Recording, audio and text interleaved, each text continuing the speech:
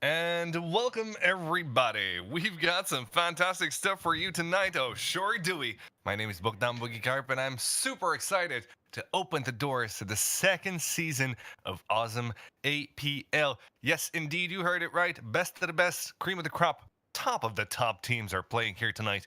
And to walk you through the story, it's going to be me and Cammy D. How's it going, brother? It's going good, man. How are you? Not too bad myself. I'm very, very pleased to watch this first match here. It's been a while since we've done Awesome, and oh lordy, it's been a pack of fun, a bundle of fun and a half. And Yeah, yeah, it's only good that we're back at it. yeah, I'm really excited that we're APL Season 2 starting up. I was getting a little bored, and now the action is starting again. Now, quickly, while we're watching everyone drop, we do want to go over kind of any sort of changes in rules, as well as establishing what APL is all about and kind of differences between APL and regular matchmaking. So, for starters, there are two lobbies. We're only broadcasting Lobby Blue. It's called Lobby Blue this week because it's not seeded at all. Everyone gets the same number of points. This is essentially the week of seeding before everyone gets established in their in lobby 1 and lobby 2. But right now it's blue and red.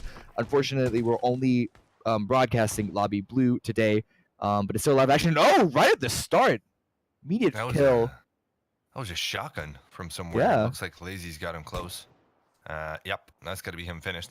Lazy and his team went over at the closer side here on the yellows. It's not necessarily the most powerful place to start things off, but it gives you good rotation. When you find out what their circle is, you can have an easy rotation, generally speaking, whether it's on the north side or if it's on the south side island. So there you go. Yeah, there you go. Northern circle is appearing half and half on the river. Isn't that a joy for esports? Just a bit of water on the top there as well. Not too much, of course. But yeah, there you go. That's the information. Very, very good thing to point out there, Cammy. This is what we've called the two lobbies. Not because we had any kind of parts of our body that were blue. We didn't have the blue. Um, it's more, from not casting Awesome, I was thinking. But yeah, it's because people are getting seated right now. We're finding out who's gonna be the top of the top there, and then after that, we're gonna be settling into the lobbies. And of course, there's still a chance for teams who are gonna be in lobby 2 to pass over to lobby number 1. So, there's something to say about that. It's just not set in stone once we're in a lobby. Yes, exactly. So the thing about it is that lobby 1, you gain your points throughout the game, and then your placements at the end of the best of 4 series, you get global points that go on your scoreboard. Lobby 1 being the top lobby, being like have the better scored teams. You get more points for winning in lobby 1 than you do in lobby 2. But for this very first week, everything is scored the same because again, it's not differentiated in tiers at this point. It's still just red and blue. But it looks like here, 3 members of Vanguard are chasing down Srove from Team I'm not going to try and pronounce that.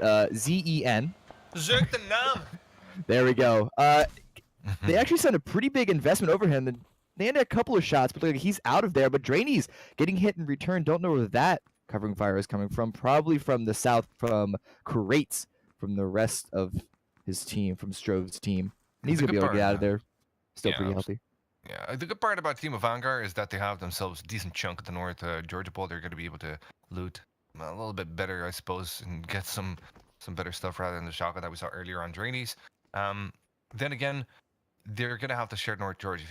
If we have a look at the map there, they're not the only ones there. You can see that there's another squad, TSM by its name, who love to loot North Georgia, and they're very good at that one as well. So it's not going to be an easy task for Vanguard to stick around for too long. Good thing about it though is that they're in the circle, so they can peacefully kind of split North George in half, and then just kind of make their way towards the circle by foot. Because in North George, one of the less good things about that place is that you don't really have a lot of vehicles. You have some in the south of George, but then again, the north of George, you're a bit deprived. We'll see how TSM deal with that as well, especially considering the circle placement. Dove, in the meantime, takes flight as soon as Tom gets into the same compound as him.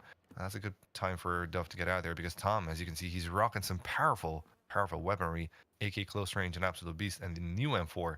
I absolutely love it. I don't know how you feel about it, Cameron, but I'm a big fan. Oh yeah, I'm fine with all ARs, to be honest. I haven't yet to pick one that's like particularly good. Well, aren't you crafty? Yeah. How about this drop? Yeah, except for the fact that the AK obviously isn't as great long range because of the spray, but as far as between the SCAR and the M4 specifically, with their mid-range spray down. What about this one though? Ah, the AUG. Get your mids on that, hot sweetie. Oh yeah. Oh yeah. No, this one's definitely a favorite. Any of the crate weapons are definitely favorites. The Groza 5.56 as people have called it before.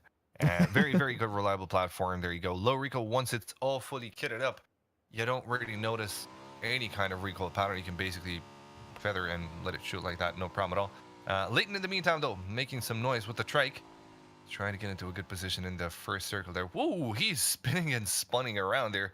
No problem in the world for him. Of course, his teammate Eitz. Plus another one from Team Method there. It looks to be in the backside there. And they're going to be putting their mitts on a very good compound. This garage here, coupled with the single double, as we would call it, is a very, very good place to defend. Is one that provides you with good, actually great 360 view.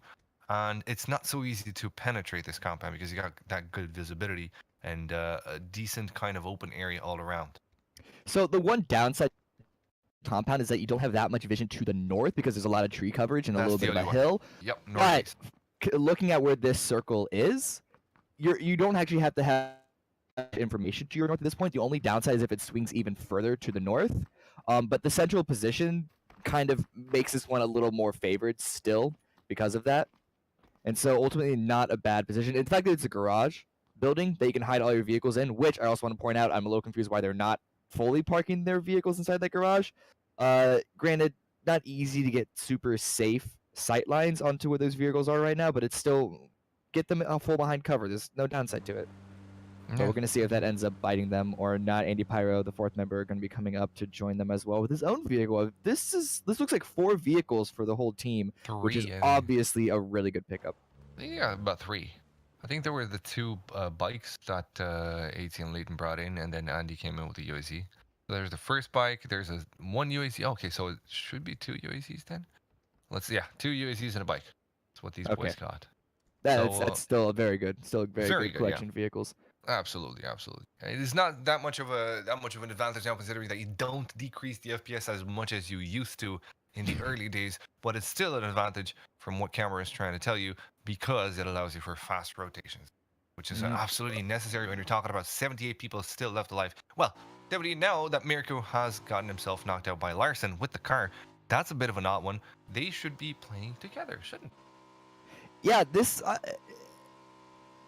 is a sort of a new season. We had a little bit of a player break over the holidays, and so I feel like a lot of teams have been through a couple of roster changes as well as just figuring out the new strategies because of the circle changes that competitive battlegrounds has started to implement. But I feel like this has led to a lot of teams still trying to have to refigure out where they want to drop as well as where they're going to drop in comparison to everyone else that they're playing with.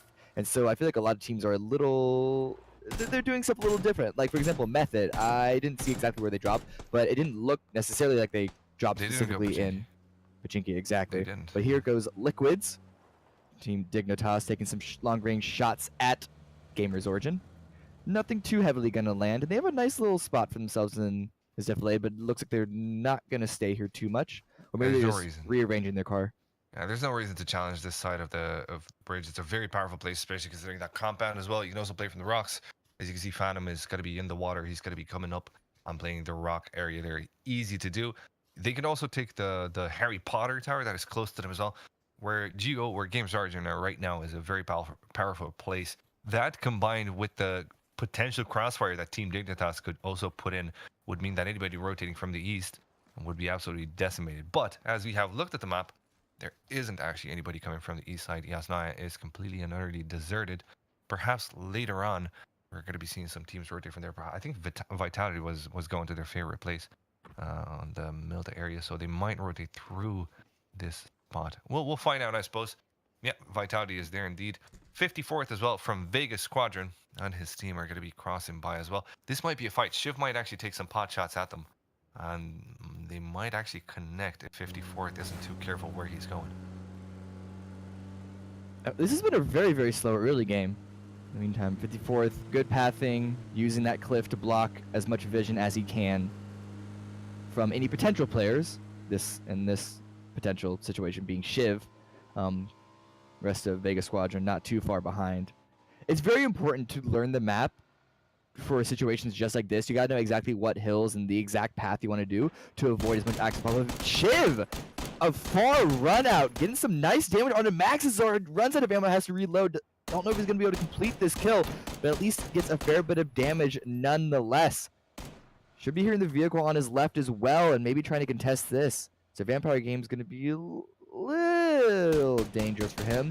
He's pathing away, trying to path around, and he's going to be able to get out of there, it looks. So Shiv, no full kill, but hey, any damage early game is good because it uses up resources. Yep, exactly. Dinks your enemies down. You're going to be using up their armors. You're going to be using up their bandages, their boosters. So there you go. Early damage done by Vitality. Now they're going to have to move themselves. And looking at the circle, as you said it, right? It's almost a full server, as full as it would be in professional play. And still you see 77 alive on the first circle. Yeah. You said it seems to be a slow game. But I am willing to bet that using the new circles that, we are indeed using, we're not going to be seeing such a quiet game mid-game as well, as we're normally used to. From second to third circle, usually it's super quiet. I think this time around, things might change a little bit here, because as you are about to find out, the second circle isn't as mild as it normally would be. Yeah, so if you're unfamiliar with what we're calling these competitive battleground circles, this modification to the traditional regular game circles, is that the long and the short of it is that the circles start closing sooner, but they move slower, which ultimately it just gives more options for teams how they play. We have yet to see if it's really going to make a huge difference on what we call the centering meta, but it still gives those teams on the edge, especially, at least some options rather than having to just run and hope. Yeah, and talking about running and hoping, here's a team that's driving and hoping. Havu are in a bit of a pickle. They will be taking another powerful compound, one of the more powerful compounds south of the river. And it doesn't look like their enemies are going to do anything about that one. Havu have set their sights on it. They've spotted it. Nobody's actually taking shots on it, but we'll have to see if they're going to be in the circle yet, because it's about to update now. And yes, okay, there you go. Still, seems to be a north side of the river type of deal, but they're still not out of the way yet. Now, another team that's not out of the way, Kingwin, who have decided to go towards North George, and now being kept aside by what team is it? Vanguard. There you go. Yeah, Vanguard are a really good team.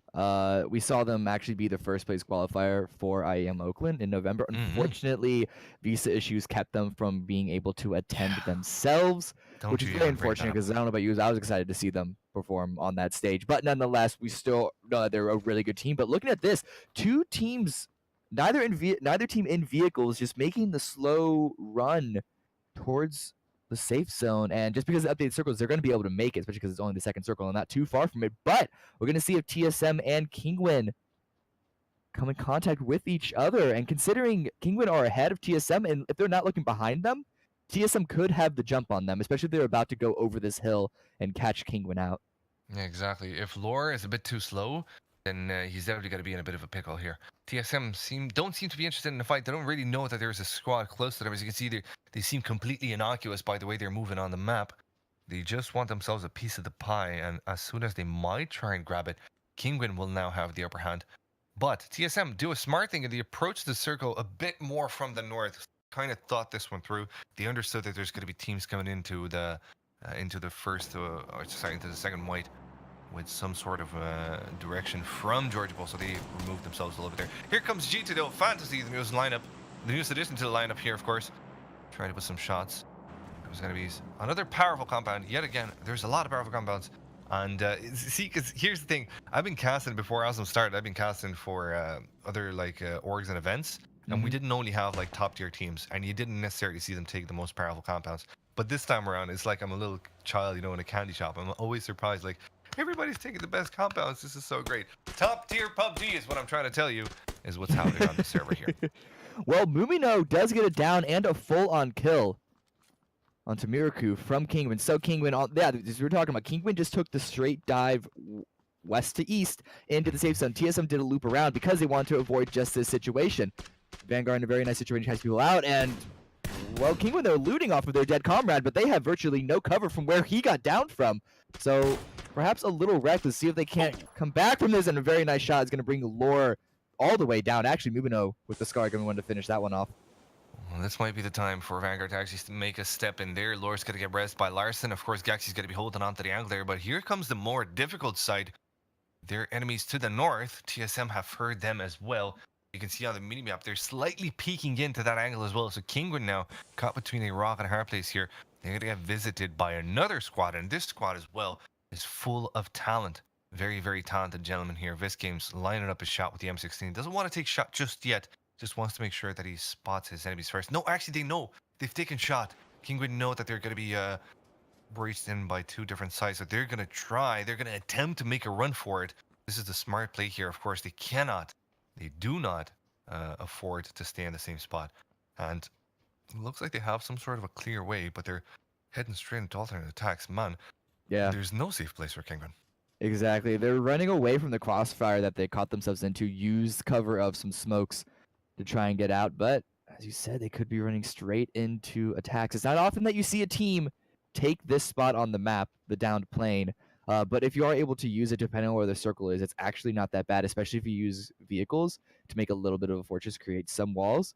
But attacks, they definitely heard some action happening to the southwest of them, and so they may be aware that a team could be coming right up onto them. We're going to see if Kinguin go over this hill just to their left, the only thing that's blocking vision from attacks, and it looks like they're actually, yeah, it looks like they have a pretty safe path.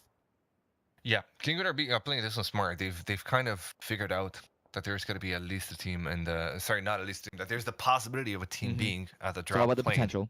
Yeah, exactly. So they're avoiding that area altogether, and that's a smart play for them to do. And they're actually going to be ahead of their enemies in towards the next white. But oh, hey, have a look at TSM. They're engaged in a fight now with former members of Team Blank who have now signed up with Crimson. Congratulations for them as well. Brand new signups as well as Miracle. Congratulations.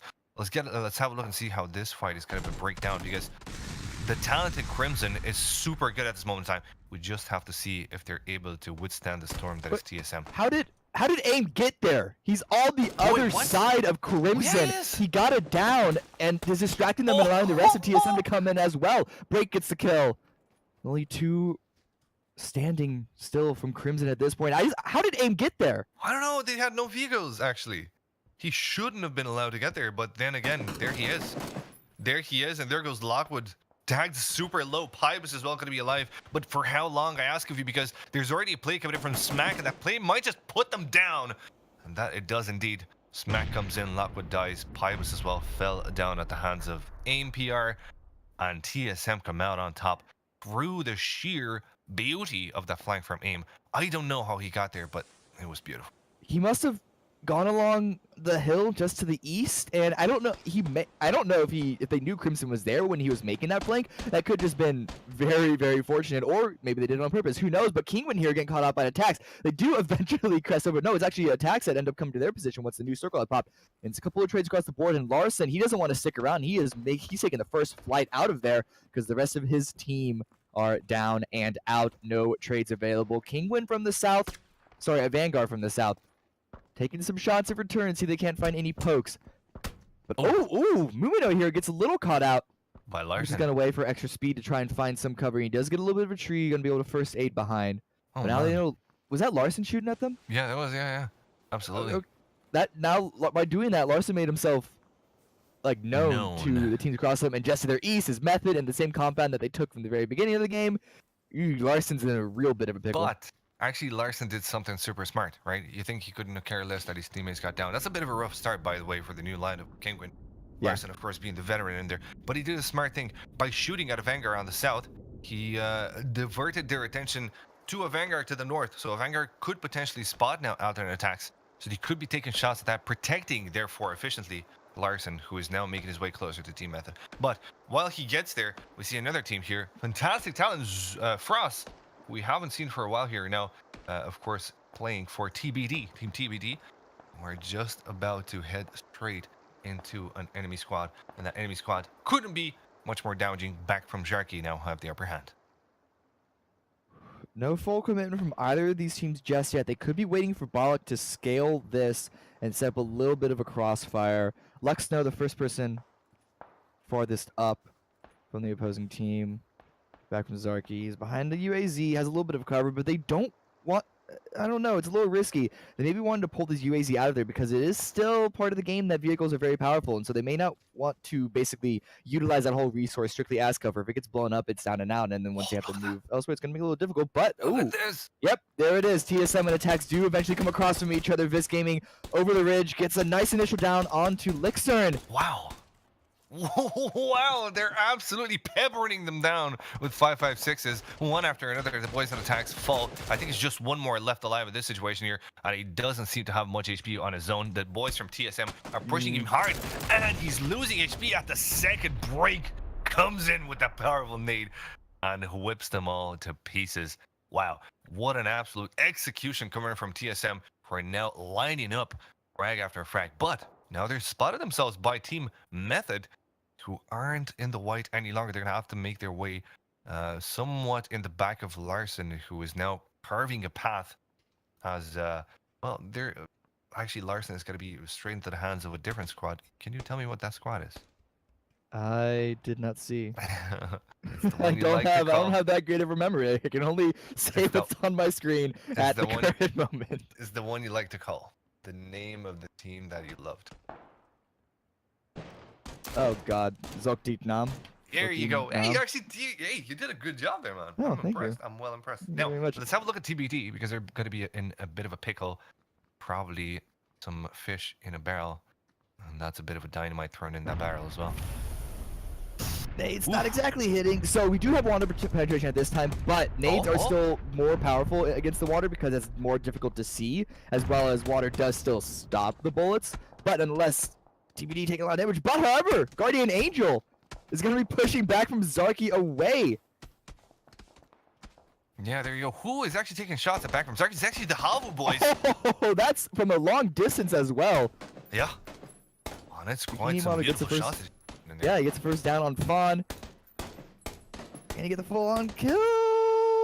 Should be in just a couple of moments. There you go. There you I go. think. Yeah. Beautiful effort. Beautiful effort. And Mumino is going to be getting the bullets as well from Zenta this time around. Back from Jarky are trying to make some sort of... Wait, Zenta killed Mumino. Neither team really wants to full commit on this, not just because Habu can see both of them pretty well, but also because the blue is already moving in at their back. And now again, it's not moving as quickly, but they still can't wait around for too long. And Keen gets some good damage on the back from Zarky. It's now just Zenta left. Yeah, I have no idea when actually a Vanguard sneaked their way right there towards back from Jarky. I have no idea how that happened, but it did nonetheless. And now it does look like they've got the upper hand. They're going to be able to get themselves out of their Vanguard. But I don't they're still know. taking shots from Habu Gaming. It's not necessarily the easiest path of the world, especially TBD. considering that the... And TBD as well, yeah, there you go. So, especially considering that the circle is strangling, so they can't really rely on their current position. They're going to have to make a move for it. They're Insolence trying to put some good M4 shots into them. You can see another squad in the meantime, though, being all swimmy and whatnot. Just close to Havu Gaming, and there's no reason for them to actually not be there. Water is still very powerful at this moment in time. Still separating the white. We don't know whether or not it's going to be south or north side. I was pretty sure it's going to be on the south side of the river, but there you go. Now, another squad, or other two squads rather, who are very close to one another, and the third one coming into play as well. Method now close to Maxi Zor, and Maxi, of course, from Team Vegas, Vegas Squadron Alliance as well, close to them as well. No, wait, that's Sigsy. That is definitely not.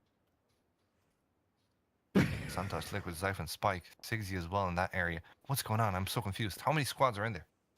I don't know, but it's a lot, and they're actually not exactly fighting each other, maybe because we saw one team behind cover, and so they're just kind of fighting everyone around themselves first before they then go at each other. But nonetheless, the circle, the blue is closing in, and TSM a little caught out. APL actually dies to the play zone, so I guess it's fortunate that they didn't give those points away to the other team, but now they are still just down to 2. They lost Break in the meantime as well. Smack taking a couple of shots, but he does get behind cover. Oh no! No! The cover isn't enough, and he does get down. It's just Vis. Is he going to be able to get behind the tree and get revived? There's multiple angles onto them that they have to worry about. Luckily, they are inside the play zone 4 now.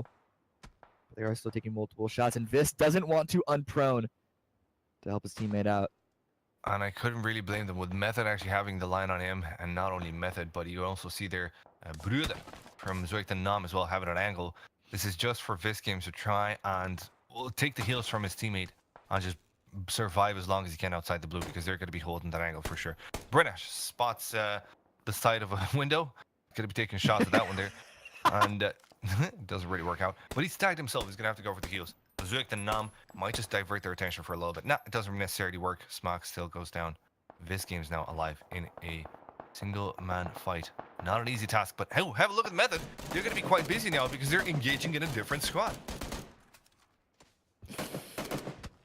Yeah, they have a nice little cover to use as well. It's tiny little pocket. Of course, if any team gets close, they can just lob a nade in here, and they're all up and down. But it doesn't matter because Zyphon gets a number of downs onto Vega Squadron. From behind, actually, looked like it was a flank coming up from that triple stack. Oh yeah, it was indeed.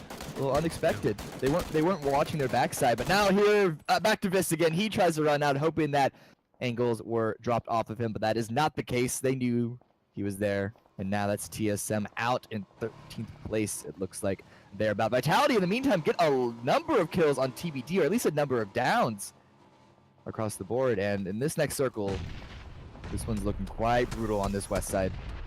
Dude, Team Vitality in a good position. They're Havu as well in a good spot, but they're getting peppered themselves, and they're about to have a bit of a more surprise from the backside if they're not careful themselves. They're going to be exploiting the UAZ themselves to use it as cover, and as cover they're going to use it as much as they can. But do they know that there's an enemy squad coming quite close to them? FaZe is going to try and actually help them in that regard. I don't know if they're going to be able to help them too much in this situation here. Zyphon and Bruder might just eat up this nade. It might be beautiful indeed. Oh, no way it's going to hit. Oh What? my lord, a sliver of life on Bruder. I swear that was the most beautiful nade I've seen in all my freaking life. And finally, we decide that it's going to be a circle south of the river. Still plenty of water though, and still plenty of teams in it, trying to get themselves some placement in this situation, and you can't really blame them for it. No, not at all. Andrew Turtle looked like he wanted to lob a nade in as well, but then just these angles from the compounds just to the south of the river are too strong for them. Sunshine tries to make a run in. No helmet. Has to be really careful about it, or at least really zig and zaggy. Look at all those shots missing him. He's able to jump into the water. Can he? Oh, no! Last second before he's going to get down, and that's going to be him drowning. Vitality on the east side on the bridge have such a nice angle on basically everyone. Yeah. And here's Havu as well. Good angle for themselves, trying to stop everyone coming in through. And that's Sigsy from Alliance down and out. Well, he's playing Dignitas at the moment. This is true. There you go. Balak now is going to take a few whizzes past his ears, but Jorski doesn't actually connect. So now they're going to know that Havu are actually kind of close behind them, and they're going to be able to keep them down in the water. What can Havu do with this position of power? They only have one member downed. They only have 42 seconds to res him and actually move in. FaZe also have the angle on them, so there's a slight position of power in that they can actually safeguard everybody that's in the water and keep them in the water. But at the same time, they're in a bad spot because FaZe have a clear angle on them. They could take the water line. I think that's going to be their only save. Yeah, the thing is that they don't have any vehicles. The two UAZs are already blown up. I don't know if that was for them to use as cover or from an opposing team just trying to mess with them and deal as much damage as possible. Oh, but they look still at have this to make from it to the safe zone. This is so smart from Method. They put one anchor, one guy on the shoreline, and that's going to be an energetic turtle, and he's going to provide safe cover as his teammates come close to him. That means that all the other guys are going to be kept in the water. FaZe, in the meantime, puts some more good shots against Havu. Another one downed. Another one bites the dust. But Opie, look at where Opie is actually playing from. Royal Banditos still into this game. I think that he's the only one left alive for his team. Harry Turtle, as you said, being the guy leading in the rest of his team. We got a teammate with him on that rock. Leighton also reaching above. Trying to take out Havu, or at least supply some cover. Trying to keep also these swimmers still in the water. Blue should be starting to move in soon. And this is going to push a lot of people, at least more condensed in the water. There is still a river. There's still part of the river in the safe zone, so they can at least stay safe for now. But in the meantime, FaZe Hexeti takes out Flauzu. The rest of the team action is coming. Nice pathing around, using that big wall as cover. They are going to have to breach up sooner rather than later. Oh no, I think they're actually just barely inside the safe zone. They have a tiny little pocket to themselves. Just about. They're in the safety of the zone there. They could go towards Mixie, but Mixie's going to spray them down. Opie is still playing by himself. I don't think there's anybody else left alive for Royal Banditos. And he's actually going to be heading towards action is coming. So that might be a bit of a fight in itself down there. And that actually works out fine for Havu, who could have made a play closer to the end. But then again, they got downed completely by Method as well, gatekeeping them. Now, Vitality and Method are going to be on the shoreline. They're going to be able to safeguard this so as nobody actually exits. And you can see Spike getting itself peppered. I think that's the end of Dignitas. That was an insta-kill. Yeah, it was. Yeah. Not an easy task for Vitality, though, because as soon as the next circle reveals itself, You're going to have much more to actually defend, and it's just two guys trying to do that. This whole water line that they have to gatekeep, and they've got no idea that Method are close to them. Well, they actually should. You should have heard them. Ooh, FaZe looks like they're pushing to the south. They know that there are a couple more players from Actions coming. They're peeking on the side. Initial trades, and they do get one. But yeah, it is an easy double kill cleanup for FaZe. Good heads up play to know that there are people just behind that wall. You want to take care of that before you make your way into the safe zone so you don't get stabbed in the back. But now they are going to have to continue their path northwest, because that is, at least from their position, where the safe zone in. There is maybe a corner of a compound in the next white. Yeah, just about. Just about. That's smart from FaZe, actually dealing with the ones that could have kept them outside of the blue. Now, Method still have a guy in the water. Leighton's going to be relaying information, telling them who is exactly in there. Bladezito and Dynamic playing a very, very powerful compound themselves. They could be able to, after Method is done, they could be able to put Method on a break and take them all down. Balak is going to try to get onto the land. Jorski now, the only one left alive as well for his team. Leighton goes up close on the shoreline, trying to put some good shots there, but none of the shots connect. However, there's 12 seconds left, 10 seconds left. They need to make a move. T-Bone, oh my! Spotted by Bladezito, clean shot, and T-Bone's gonna get the crap out. Go make yourself some tea and crumpets, lad. This ain't no place for you. Bladezito has to worry though, because he doesn't have any helmet. It was knocked off earlier in a prior engagement. He does have full health, but Vitality right below. If he peeks too much, that's his head available to get shot at. We know Vitality are really good shots, but none of them end up connecting. Vitality don't want to stick around too long. Got a couple of nades going in on their position. But LFO do have to worry because they're full squad the rest still. of their team has to make their way in. Yeah? Yeah, but they're still full squad. They actually have a lot of power to go against Vitality at this moment. In the meantime, though, we see Leighton indeed coming as the last guy from Method. Beautiful, beautiful play, I must say, Woo! on this line. But what happened there? There was Jorski. Oh, Jorski from the water. Yeah, I think from the Jorski water. got killed by the play zone himself. Yeah, Not right a when he bad got it moment down. to try and get a res, of course. Now, let's have a look at LFO, because LFO, as we said, they're playing full squad. They've got 3 members of Vitality on the lower side, but the lower side is going to have to soon be let go of. Circle is strangling on that one. Shadow smartly using that huge plume of smoke. We get it, bro. You vape. Him and Longo are in a bit of a duel there.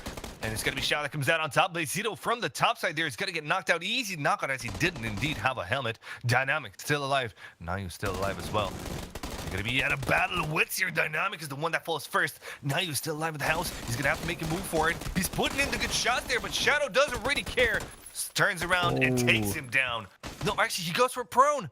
He's still in there. Shadow knows this as well. He's going to be going for the shot, and that's going to be closing it down. It's going to be FaZe now versus Vitality, while Method just sit back and enjoy the show. So it shouldn't be a surprise at all that we have FaZe and Vitality as 2 of the 3 last teams on our very first game. I was hoping these teams would continue to deliver at the top level Battlegrounds work that they've been doing all of last year, and it does seem to be the case. But as you said, the last 2 remaining members of Method, they know they're a little rough situation because there's just 2 of them. And so they want to hope that the other 2 teams find each other and fight it out first, and they can kind of come in afterwards and at least clean up second place, if not get a full first. Araxi is bleeding out, so the rest of Vitality do have to go, or at least one member has to go back and get the revive on that. They are leaving Shadow as well to watch their south because they are aware that FaZe is right down there. But it's a game of who gets an angle on whom first. On who's, rather. Whomstiv. Right, there you go. FaZe now have the choke point of the circle. They're going to be greeting Vitality there. Energetic in the meantime is going to be popping some shots. There goes Method. Taking in those good effort, and that's it. It's just going to be FaZe versus Method now in a 2v3 situation. Not an easy task for Method, as they're in the open. Their HP is low. Energetic Turtle is about to get spotted, but it matters not. He takes one down with him. Fuzzface replies, though. AC comes in with a good kill, but Fuzzface finishes it all up with 3 frags in his name, and that's going to be GG for Team FaZe, taking the chicken dinner here as well. 2nd place for Method, 3rd for Vitality. And not a bad action from